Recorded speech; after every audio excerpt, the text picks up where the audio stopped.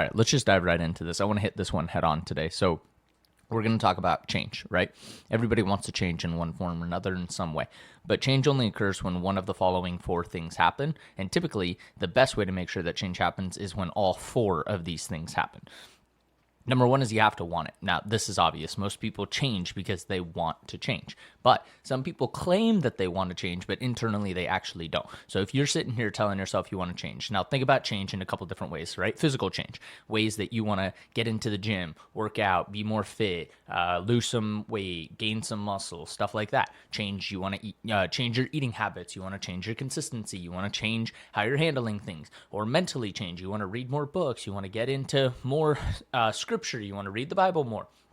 When you claim that you want those things, you have to actually audit your mind and recognize, are you just saying you want those things because they sound nice, or do you actually want the change? So you have to want the change for it to ever actually happen.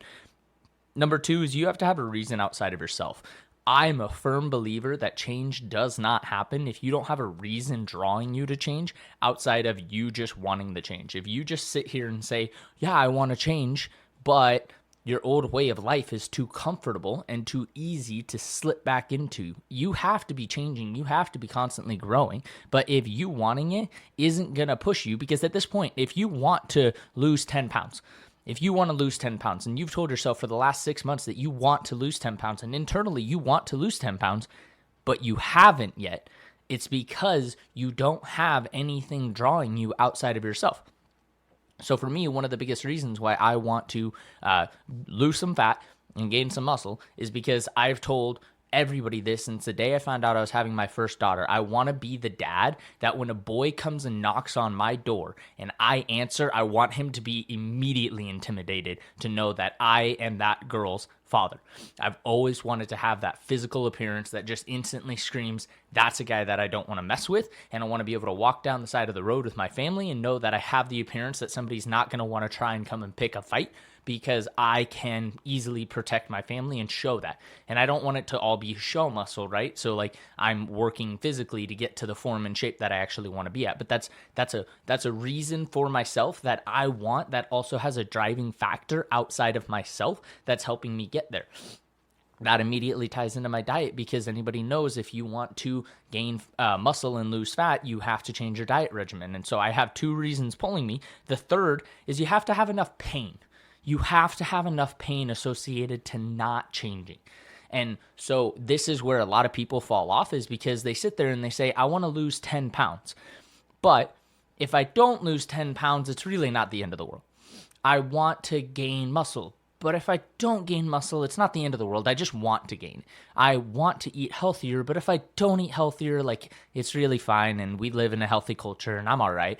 If I don't read more books, like, I want to, but it's not going to be the end of the world. If I don't, I can save it for next year. I can push it off. I can do this. You have to associate the mental pain with wanting the change. Hey, real quick, guys, I just want to say, if you're getting some value out of this show, be sure to share this show or follow if you're not currently followed. The whole point of this show is to help other fathers who need the daily reminder to be the best fathers that they can be, and that doesn't happen without people like you sharing it with other fathers that need it. I'm not running any advertisement, no promotions to this at all. I'm just wanting this show to find the right people who are going to help it grow in the right way so that we can reach one father at a time.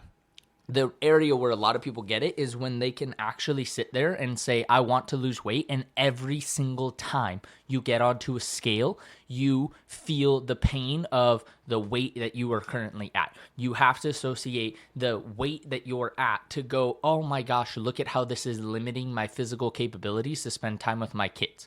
You have to be able to look at it and go, oh my goodness, look at how much knowledge I'm leaving behind and how much I'm doing wrong in life because I'm not taking the time to read books.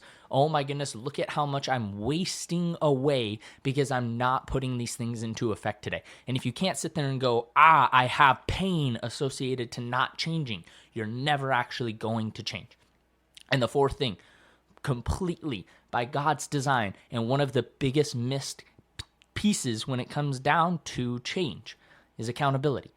God designed humans to be in relationship with others. He designed us to be holding each other accountable. He designed us to go after relationship with each other. And you build relationship not with BS conversations, small talk, getting to know each other, running into each other at church, running into each other at the grocery store. You're not building a relationship there. That's not a relationship. That's an acquaintanceship. And in the American culture, we live in a world where acquaintance isn't a term anymore. Everybody's your friend once you meet them. We're all friends now. No, you're still acquaintances, and nobody's talking about the fact that you're just an acquaintance with someone until you actually build a relationship with them.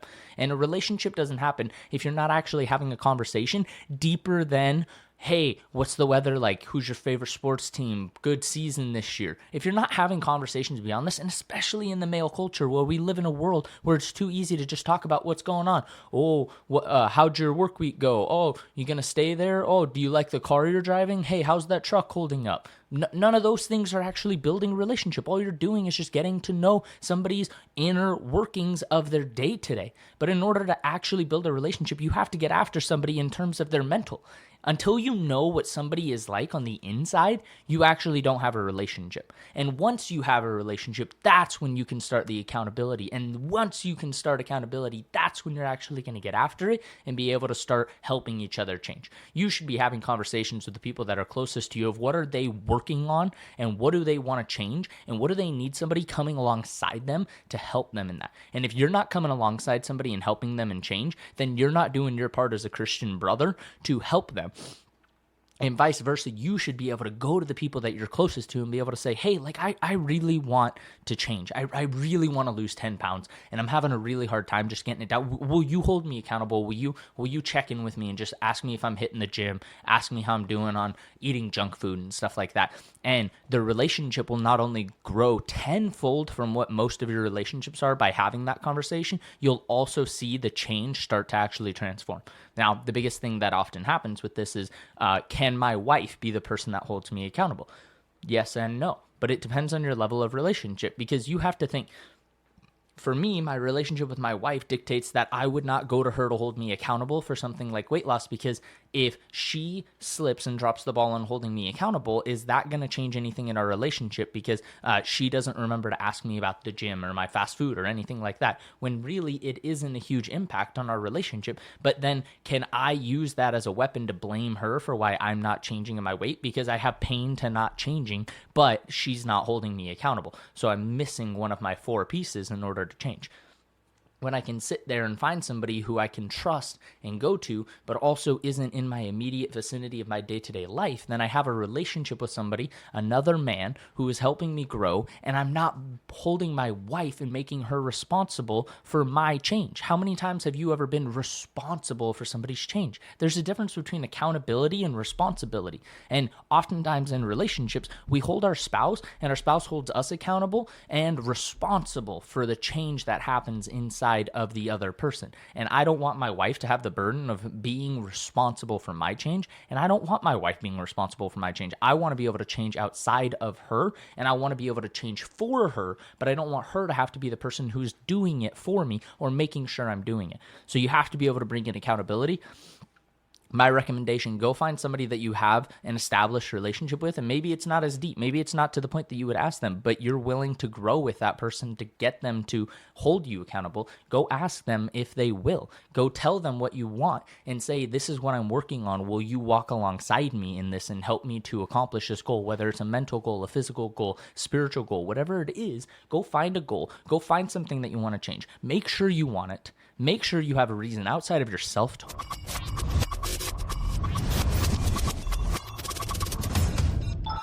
wants to, right? So it's easy to find the spiritual goals as well. And then you have to have pain to not accomplishing the change, and you have to have accountability in that. If you can accomplish those 4 things and follow it to your plan for a period of time, I guarantee you will look back and find change in your life.